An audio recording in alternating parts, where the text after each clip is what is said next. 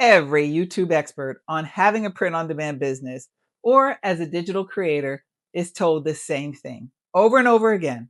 In order to get millions, thousands of dollars a week, you need to find your niche or you won't grow. What they don't tell you is your niche will either be forced or it'll find you inevitably. For a long time, Betty Boop felt like neither to me. She was nowhere on my radar.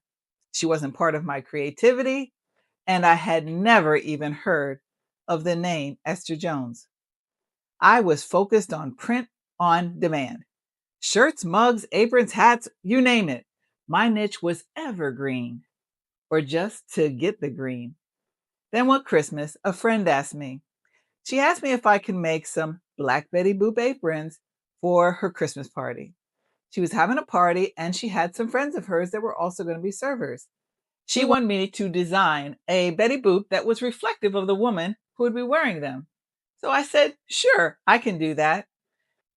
Because what she was going to do is then provide them as a gift to the friends that had served for her. And I remember thinking, why Betty Boop? But I said, yes, of course I did, because the green ain't mean. I made the aprons and she loved them.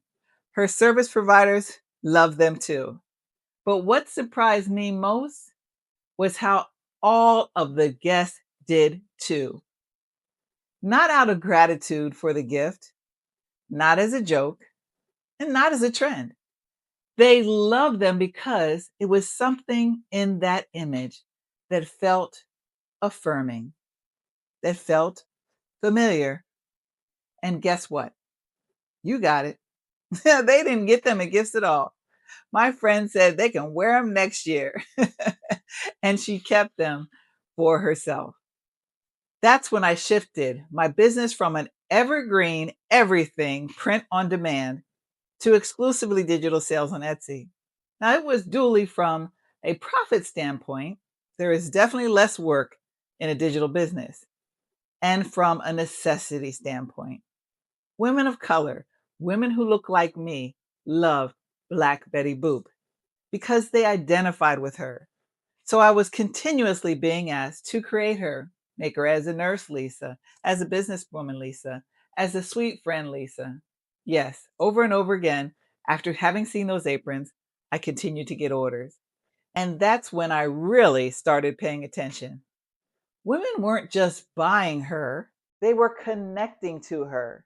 They loved that I could create her in so many forms. She could be a soft and pretty Betty. She could be a professional and sassy Betty. She could be playful and spirited and modern. She could be confident and she could be elegant. And I was doing it without exploiting her body for profit. From that moment on, Black Betty Boop stopped being a product for me and she became a form of restoration. My images hold the innocence Esther never got to protect, the dignity she was never guaranteed, the power she was never allowed to claim. I truly often think about what would Esther's legacy look like if she had been allowed to capitalize on her gift, if she had owned her own image, if she had controlled her narrative.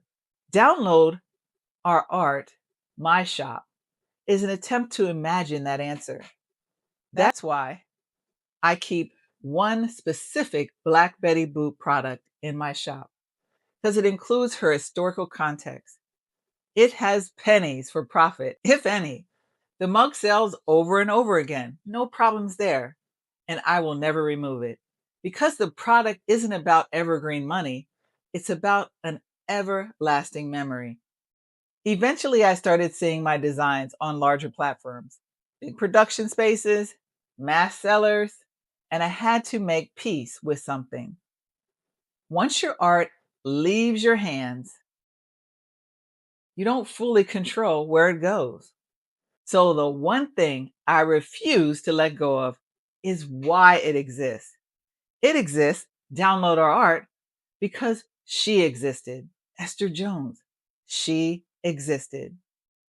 I also made a very intentional decision to continue creating white Betty alongside of Black Betty, as you see right here, not to compete with one another, but because I will not solve one form of erasure by creating another. I refuse to trade inclusion for division. And the truth is, my audience reflects that balance. I have just as many white customers as I do Black women or people of color. Yes, it's a smart business decision. But more than that, it's a human one. Now that I have a niche, you're looking at it.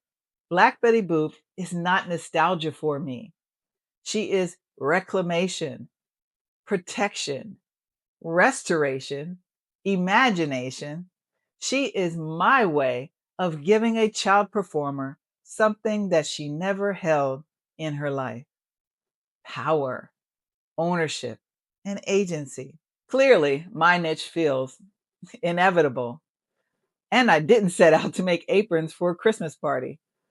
But purpose doesn't always arrive loudly. Sometimes it walks in quietly and waits for you to notice. And once you do, you don't get to turn away from it anymore. My art, my shop, download our art, and smart moves, this channel exists to correct errors, to do more, to think smarter. Please subscribe and like. It'll help me grow. I also put down in the description a truly fascinating YouTuber's in-depth research on the tragic life of the little girl herself, Esther Jones, who unequivocally, in my opinion, is the original Betty Boop.